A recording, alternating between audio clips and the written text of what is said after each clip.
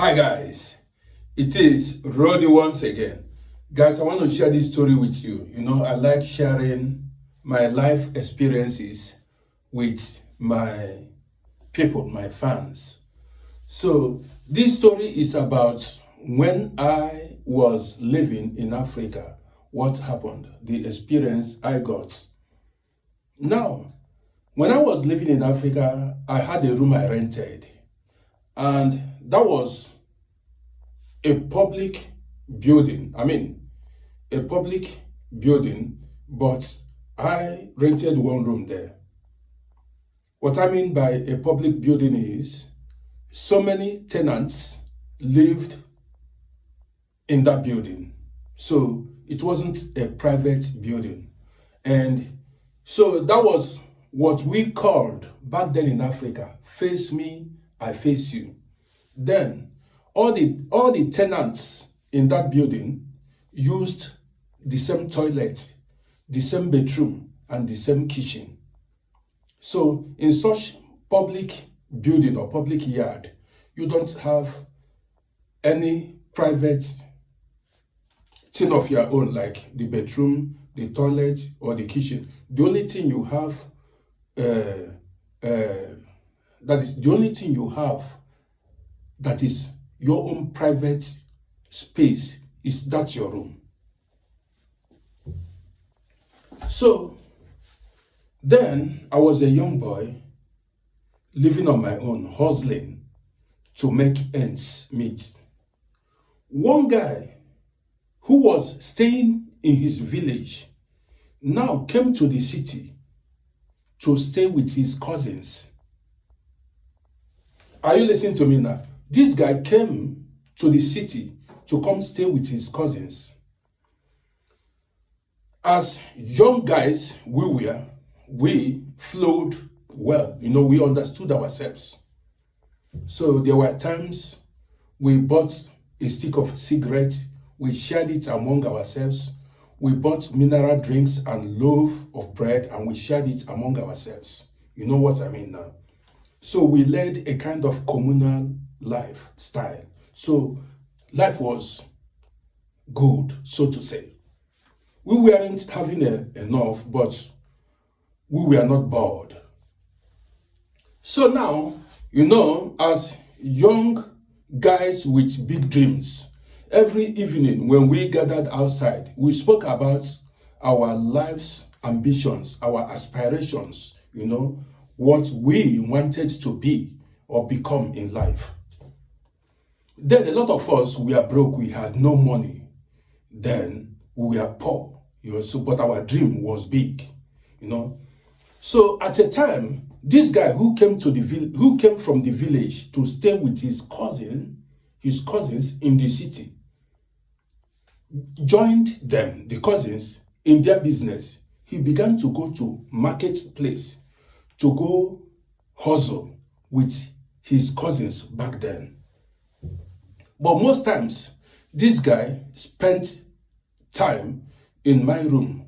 Each time after the day's business, he would come to my room. We would gist the night away, smoke cigarettes, crack jokes, and that was how things went, So there were times he slept in my room because there wasn't enough space where the cousin lived, in the room the cousin lived. Most times they slept in my room. So one day, this guy came back from his business, and broke a news to me. The guy said to me that he met a girlfriend that day. I said, "You met a girl?" He said that girl was beautiful, and the girl agreed to be his lover. I said, "Man, great." So now, the guy told me he would update me how things are going to go. So I said, "No wahala, no problem."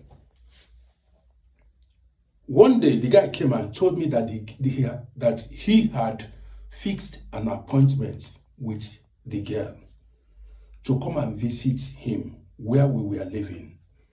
But the guy had no place to take the girl to. He had no room to take the girl to. He had no room where he could spend time with the girl. I said, boy, you don't need to ask. My room is free. So on the day of that appointment, that girl showed up. That girl came. So the guy brought the girl in my room. So what I did was I gave them space. I left the room for them. Guys, you know what's up. They spent hours there. After hours, they bounced out. And this guy escorted the girl.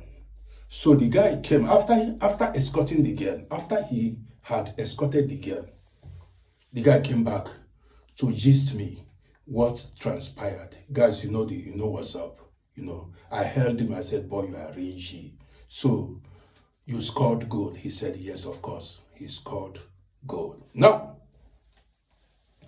each time this guy had appointments with this girl, he would bring the girl to my place. So he had no money to rent a hotel, or then we called it chalet, to rent anything like that.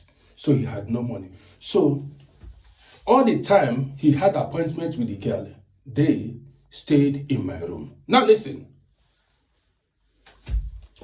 along the line, as days went by, this guy did a business and the business clicked.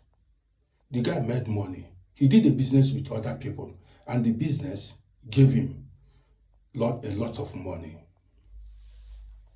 As the business gave this guy a lot of money, this guy went to rent an apartment of his own, bought himself a motorcycle, furnished his apartment, and began to live big. Now listen, as the guy made money, the guy cut ties with me. Later, I joined him. I went to the same branch of business he was doing. That is, I went to their line of business. And then guess what? After the guy made money, the guy stopped talking to me.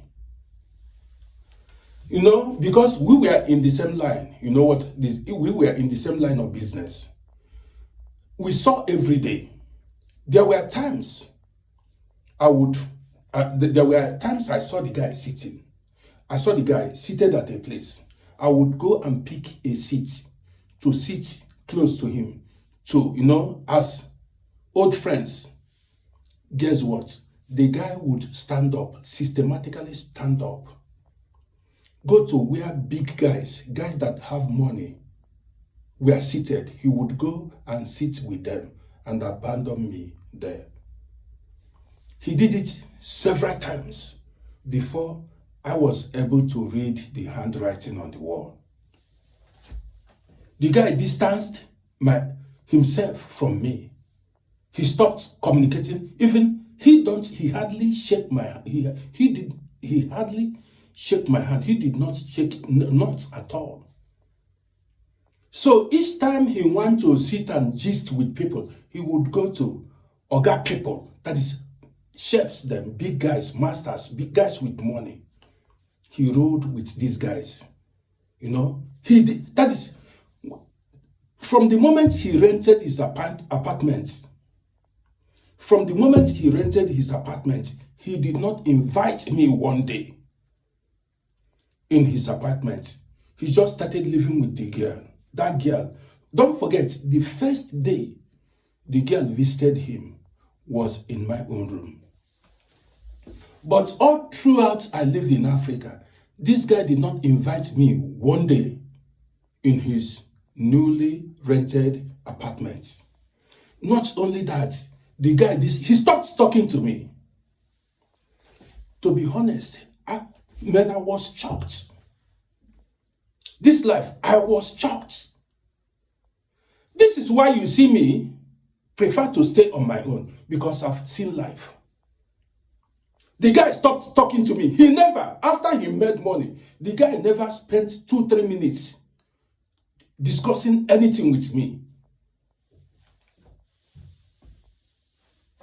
And then, life, things were tough for me then. I was struggling to make it. Do you understand what I mean? I was struggling to make it. So years went by. The guy didn't even, you wouldn't know that that guy once slept in my room, that he brought his girlfriend in my room several uncountable number of times. So when I discovered that the guy was messing up, I avoided him. I said, rich man, carry the go. Rich man, carry the go. But then, I know, or do I say, I knew I was a hustler. Big time. Opportunity then came my way. Opportunity came my way. Man, I moved abroad without telling nobody. Opportunity came my way. I moved abroad without telling anybody. Now, after many years, they heard that Rody has moved abroad. Now, there are guys who are still living in that city who are telling me that the guy is asking for me, that is asking about me. The guy wants to know, to have my contact. Kind of. I said, listen, I warned them. I said, don't you ever tell me such again. Don't tell me about that guy anymore. Somebody that's messed up as soon as he got money. Now, hard. I am living in Europe and now want to have contact with me and is asking about me. But when I was poor in Africa, he did not want to have anything to do with me.